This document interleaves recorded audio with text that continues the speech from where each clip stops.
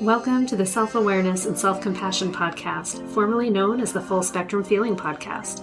I'm your host, Blaise Schwaller, life coach, mom, and former tattoo artist. I help people heal their past, speak their truth, and love the lives that they're living now. Join me here every week for conversations on how to live an imperfect but fully engaged life that embraces all the feels so that you can stretch into your best life while enjoying the you that's here right now.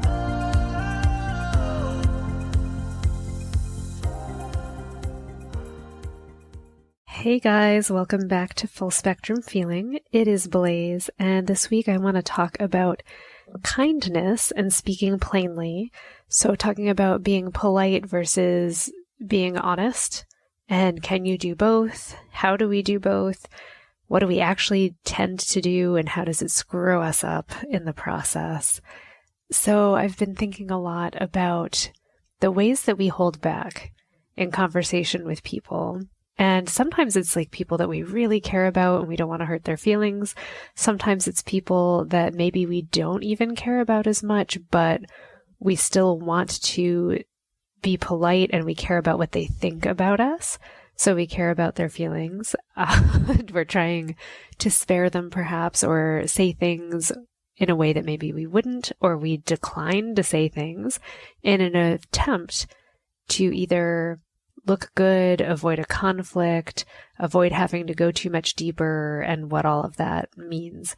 And I've recently had an experience where, a big group of us were really learning how to dive deeper and speak our true feelings. And I noticed a lot of feelings come up in myself about this and about how, who joins in, who doesn't join in? Do the friends of the person who seems to be having the conflict jump into the rescue, stand back and say nothing? Who wants to get involved? Who's afraid to get involved?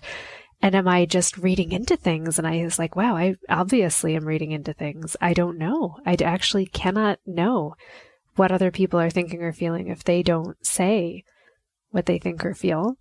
Other people can't know what I'm thinking or feeling if I don't show up and say what I think and feel. So it was really interesting to me to notice these aspects of myself that even as what I consider, I'm a grown-ass adult, I should know how to handle these things. And I think generally I handle them pretty okay.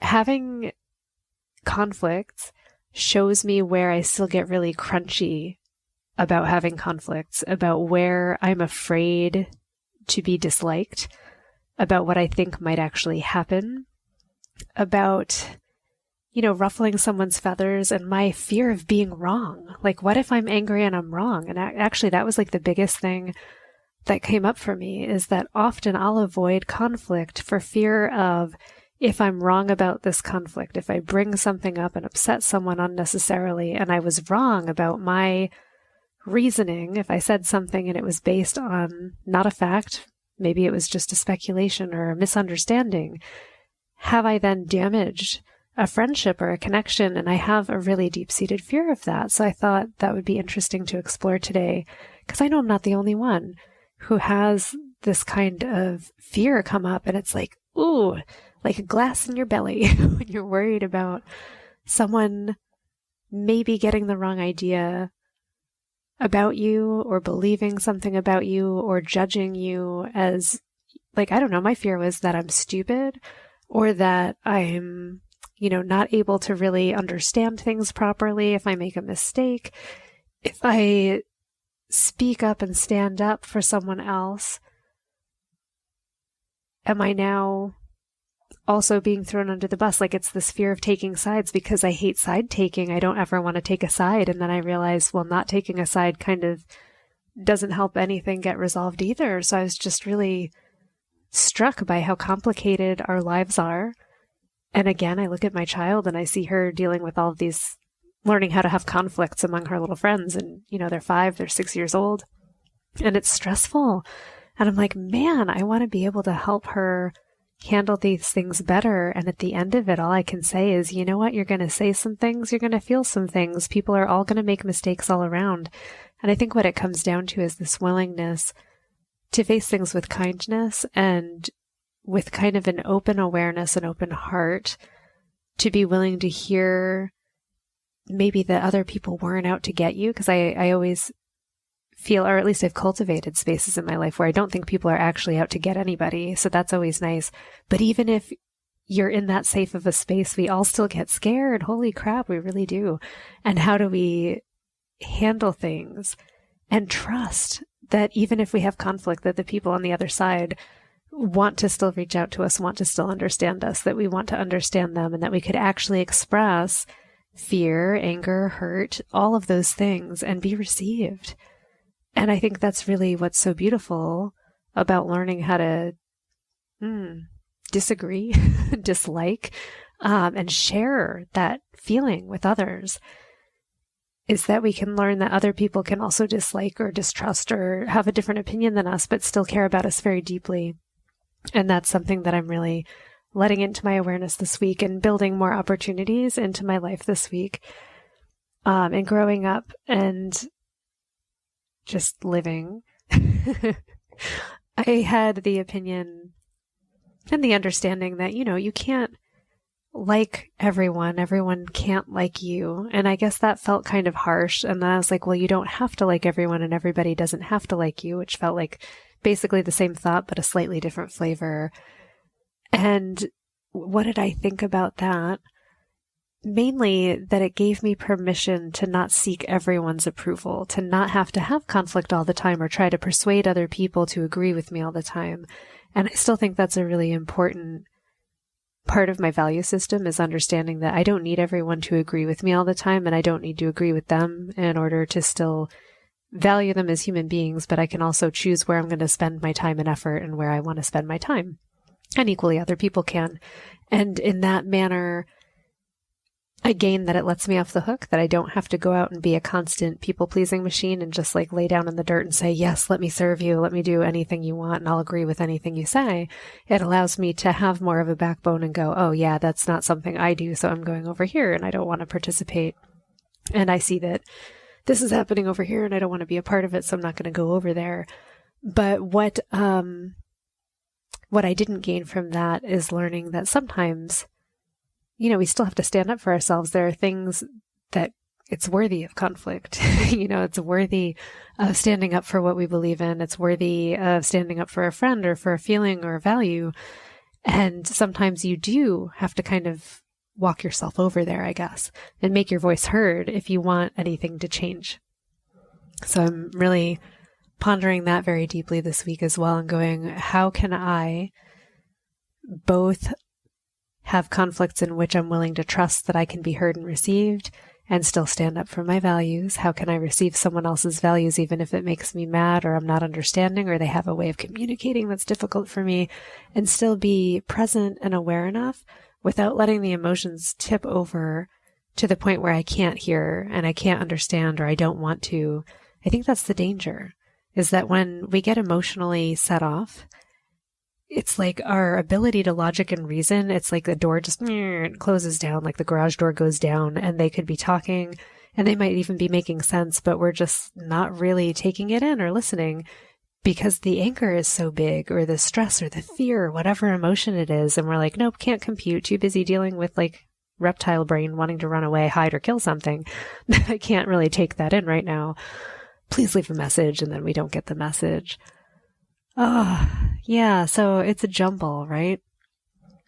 I guess the way that I'm attempting to get better at this, one, it's allowing enough space to really hear and observe what's going on before making a rash or impulsive comment, decision, like poking the dragon. Like don't do that when I'm really in the emotion.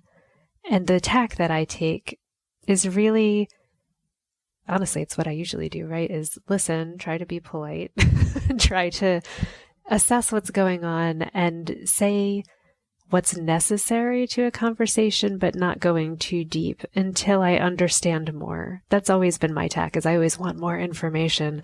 And then when I feel that I have a decent understanding, then I'm willing to go deeper and share that deeper feeling, deeper insight that I think I have.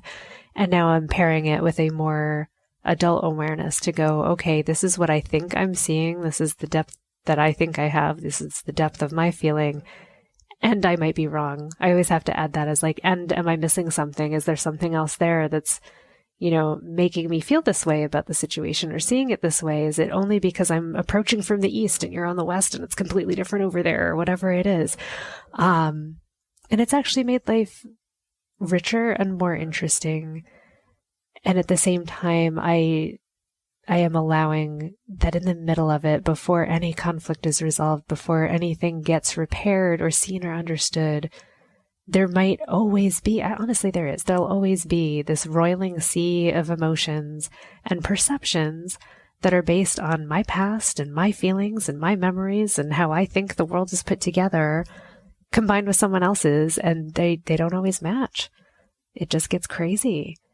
So I'm willing to be on that roller coaster, and just seeing it for what it is helps me anyway to manage it, to go, here I am in the roller coaster, just experiencing what I'm experiencing. I'm angry, I'm sad, I'm whatever. These are the things contributing to that. And this situation particularly pisses me off or whatever it is. And I hate seeing blah, blah, blah, the injustice of it. And then to just watch it, it's like I almost try to zoom out of my life like I could be a drone or something and go up above the ocean and go like, well, what's the bigger picture? Is there a whale in there or like some predator that I'm not aware of? Or is it just like an empty sea and me flailing about like an asshole? Oh my gosh.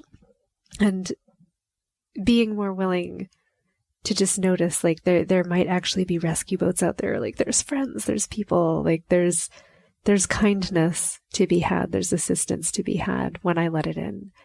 And I'm learning to take myself less seriously as often as I can. And I'd like to say it's easy. It's not. I take myself so seriously so often. And I really value the people in my life that are able to go, I love you a lot, but calm the fuck down. Because I need that sometimes. And if that's you this week, I love you, but calm the fuck down. It's gonna be okay. At the same time, I'm like, oh, you know what? Our concerns are valid. Our feelings are valid. Feel what you feel. Completely wonderful. Please do that. It's so important to feel it. And also, it's a feeling and it's okay. And we don't have to make it our capital T truth about what the whole world means. We don't have to make it into like a really important chapter of our lives in a story around which the rest of our decisions are made.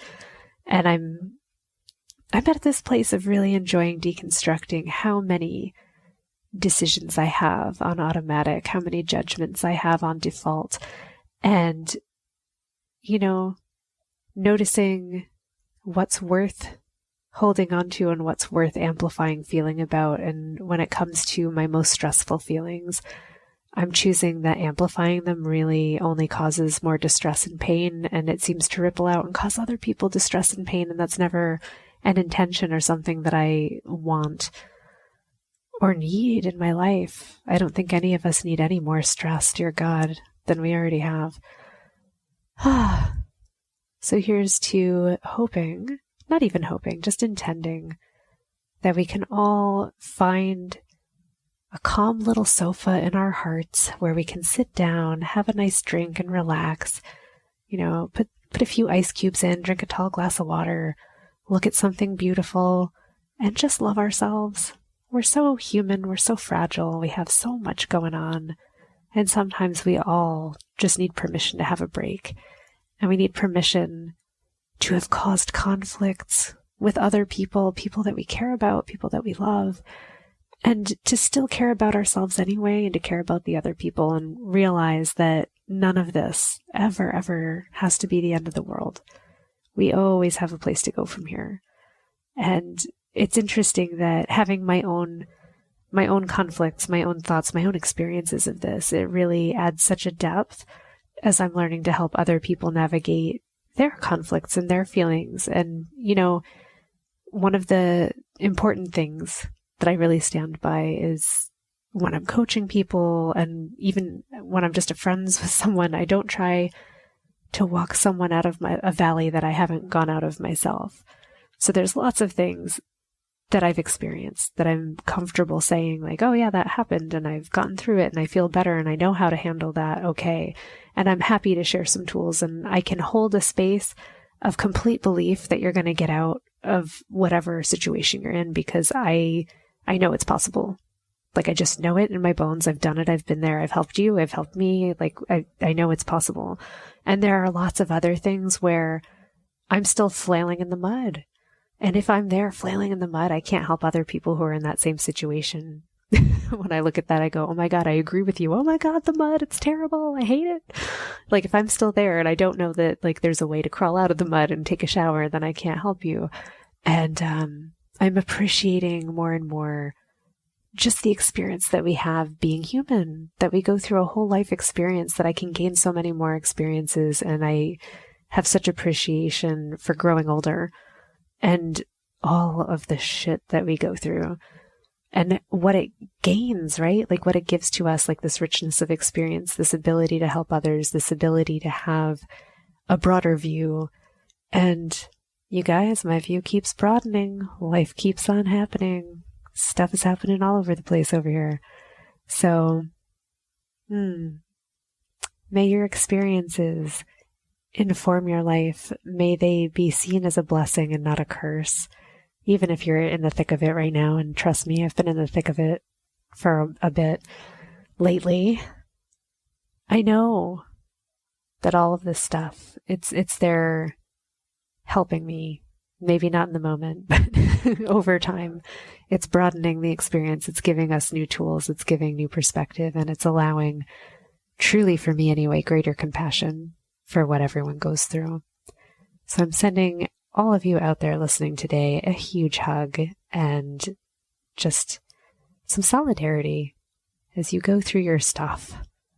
Know that we're all here together and we're all going to get through it. And however we feel about it, honestly, it's completely okay. May you have all your feelings and, yeah, enjoy them, even the cruddy ones. And I hope you enjoy the better ones even more. Have a wonderful week, and I will catch you next time. Thanks so much for joining me. If you enjoyed this podcast, please subscribe and share it with someone you love, and leave us a review. You can learn more and get some self-compassion tips and tricks by visiting coachwithblaze.com, where you can sign up to get my free booklet on overcoming anxiety, overwhelm, exhaustion, and burnout. I'm sending you so much appreciation and love, and I'll see you next time.